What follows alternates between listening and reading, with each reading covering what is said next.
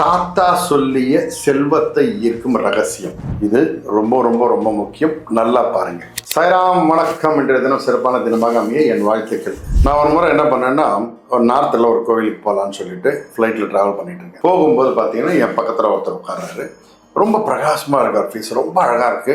அது என்னன்னா, நம்மளே அவரை பார்க்கணுன்ற ஒரு கிட்டத்தட்ட இருக்கும், அவர் ஒரு 65-70 அந்த ரேஞ்சில் இருக்கும் அவருடைய வயசு.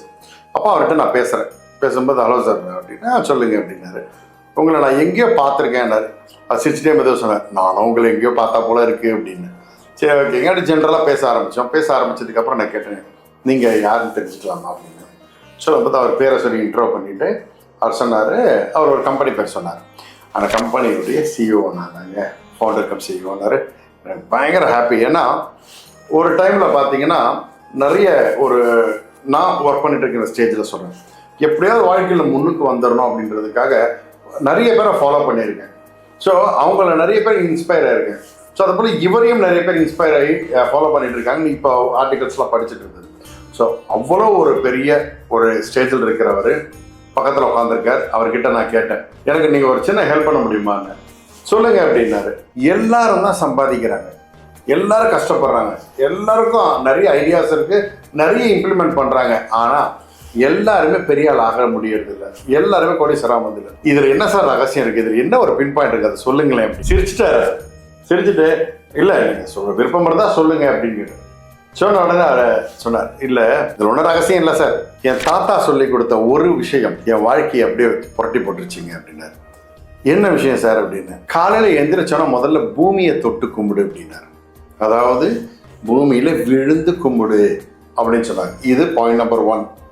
பாயிண்ட் நம்பர் 2, அந்த பூமி விழுந்து கும்பிட்டு எந்திரிச்சு உட்கார்ந்ததுக்கு அப்புறம் இந்த உலகத்துக்கு இந்த உலகத்தை எனக்கு காமிச்சு கொடுத்த என்னுடைய தாய் தந்தைக்கும் என் முன்னோர்களுக்கும் நன்றி அப்படின்ற வார்த்தையை சொல்லு அப்படின்னாரு. சந்தோஷமா இருந்தது. ஓகே அப்படின்னு ஏத்துக்கிட்டேன் அப்படின்னாரு. 3வது, குளிச்சுட்டு வந்ததுக்கு அப்புறம் நேராக பூஜை ரூம் போயிடு.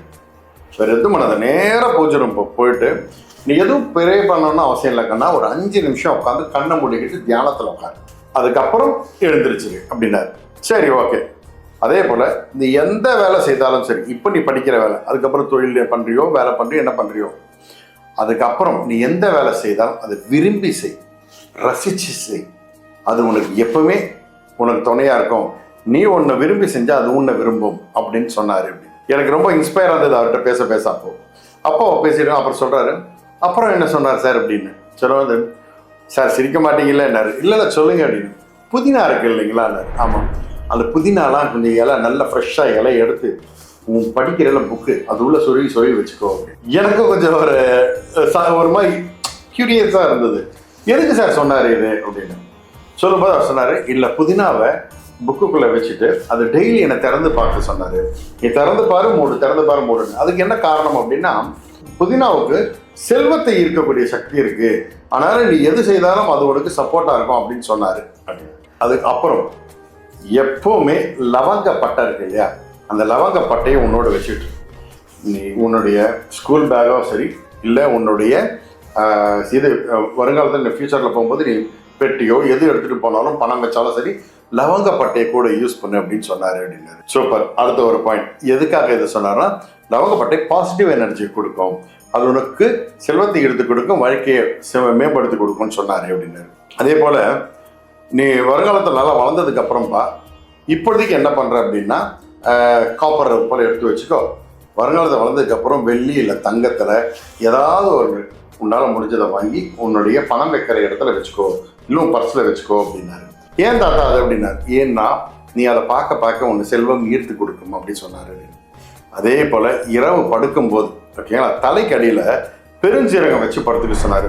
சீரகம் இருக்கு இல்லையா, அதில் பெருஞ்சீரகம் இருக்குல்ல, அது தலையில் வச்சு படுத்துக்கப்பா, அவர் பேப்பரில் கட்டிட்டு காலையில் வச்சு அதை தூக்கி போட்டுரு அப்படின்னாரு. ஏன்னா அது உனக்குள்ளே இருக்கிற நெகட்டிவ்ஸை எடுத்து வெளியே தூக்கி போட்டுரும் அப்படி சொன்னார் அப்படின்னாரு. இன்னைக்கு வரைக்கும் நான் அதை ஃபாலோ பண்ணுறேன் சார் அப்படின்னாரு. அப்படிங்களா சார்? ஆமாம் அப்படின்னு. அது மாத்திரம் இல்லாமல் என் குரு எனக்கு ஒரு மந்திரம் சொல்லி கொடுத்தாரு. அந்த பூஜை நேரத்தில் இப்போ நான் அதை தொடர்ந்து சொல்ல ஆரம்பித்தேன். அன்னைக்கு எங்கள் தாத்தா சொன்ன ப்ரொசீஜர் என்னைக்கு சொன்னாரோ அதுக்கப்புறம் நான் ஆரம்பித்தவன் இன்னைக்கு வரைக்கும் தொடருது. நான் வளர்ந்து நல்லா வரும்போது என்னுடைய குரு எனக்கு சொல்லிக் கொடுத்த மந்திரத்தையும் நான் சொல்ல ஆரம்பித்தேன். அது எனக்கு ஒரு நல்ல ஒரு ஈர்ப்பு கொடுத்தது. அந்த மந்திரத்தை நீங்கள் சொன்னீங்கன்னா நல்லா இருக்கும், சொல்ல முடியுமா அப்படி கேட்டேன். தாராளமாக சொல்கிறேங்க, நிறைய பேருக்கு சொல்லியிருக்கேன், உங்களுக்கு சொல்கிறதுல என்ன இருக்குது, தாராளமாக சொல்லிட்டீங்க சொல்லுங்க அப்படின்னாரு. நோட் பண்ணிக்கங்க அப்படின்னாரு. ஓம் மானி பத்மே ஹூம், இந்த மந்திரம் சொல்லுங்க, இது பணத்தை ஈர்க்கக்கூடிய மந்திரம் அப்படின்னாரு. அப்படிங்கிற ரொம்ப சந்தோஷம் எழுதிக்கிட்டேன். எழுதிட்டு அப்புறம் அவர்கிட்ட கேட்டேன், சார் பர்மிஷன் எனக்கு வேணும், ஏன்னா நீங்கள் சொன்ன இந்த விஷயங்கள் எல்லாமே மிகப்பெரிய விஷயங்கள், இதை நான் நிறைய பேருக்கு சொல்லலான்னு விருப்பப்படுறேன், சொல்லலாமான்னு. தாராளமாக சொல்லுங்கள், ஆனால் ஒன் கண்டிஷன், நான் யாருன்னு ரிவீல் பண்ணாதீங்க, டைம் வரும்போது நான் சொன்னேன், அது வரைக்கும் பண்ணாதீங்க, கண்டிப்பாங்க அப்படின்னு சொன்னேன். சொல்லிட்டு இந்த விஷயத்த நான் என்கிட்ட வந்து பார்க்க வர்றவங்க நிறைய பேர்கிட்ட சொல்லி ப்ராக்டிஸ் பண்ணி பார்க்க சொல்கிறாங்க. ஏன்னா நம்மளும் பார்க்கணும் இல்லையா, என்ன நமக்கு ஒரு ரிசல்ட் வருதுன்னு.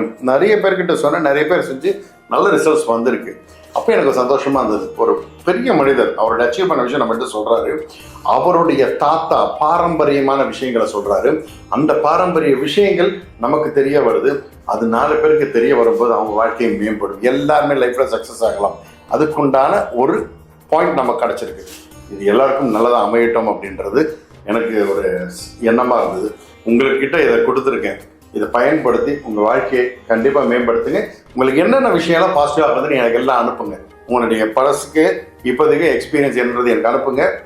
அதுதான் நமக்கு ஒரு நல்ல ஒரு எடுத்துக்காட்டாக அமையும். நல்லது நடக்கும், நல்லது மாத்திரமே நடக்கும். சாய்ராம்.